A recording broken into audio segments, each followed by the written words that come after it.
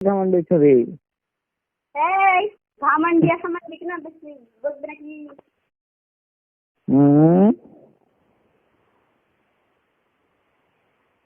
ঘামর দেখাচ্ছে কিনা তোরে? কি তোর ঘামান দেখতে করে? ঘামান দেখাবো না, তোর ঘামান নাই, তুই দেখা পারিস না। আর ঘামার ওই